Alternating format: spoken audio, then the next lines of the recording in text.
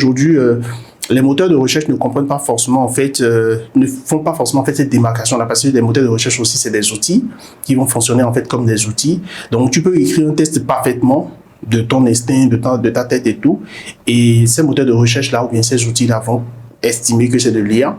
Et si Google décide par exemple de punir les tests générés par l'IA, on se retrouve en fait dans un danger où il y aura en fait des sites web qui vont perdre de la crédibilité, qui vont perdre en fait de leur visibilité, de leur trafic, tout simplement parce que le moteur de recherche a estimé que ce sont des tests générés par l'IA. Donc ça, c'est le premier danger vraiment en fait qui est créé dans le domaine de l'IA. Il faut dire aussi que dans le domaine du SEO, du moins c'est tout, il faut dire aussi que le SEO en fait c'est en réalité en fait un beau métier qui est beaucoup plus basé en fait sur l'intention. Donc on va dire avec le référencement naturel, le moteur de recherche en fait ont l'obligation ou bien ont cette facilité là à aller trouver en fait du bon contenu. Donc quand je pose une question et je demande en fait un sujet en fait sur internet, c'est grâce au SEO que j'arrive en fait à trouver la bonne réponse.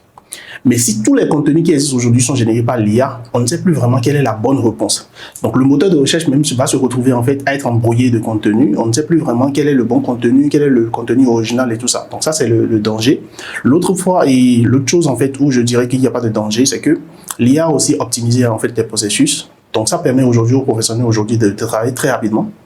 Donc, il suffit juste par exemple que je demande en fait à l'IA d'imiter. Je peux créer en fait un agent IA et un agent IA rapidement, et je lui en fait envoie un peu les stratégies que j'ai déjà eu à faire, et je lui dis en fait de travailler comme ça quand je vais lui poser en fait certaines questions. Donc l'IA en fait, l'agent IA va me répondre comme ça. Donc le temps que je passe par exemple à rédiger une stratégie SEO sera beaucoup plus en fait réduit et tout ça et tout.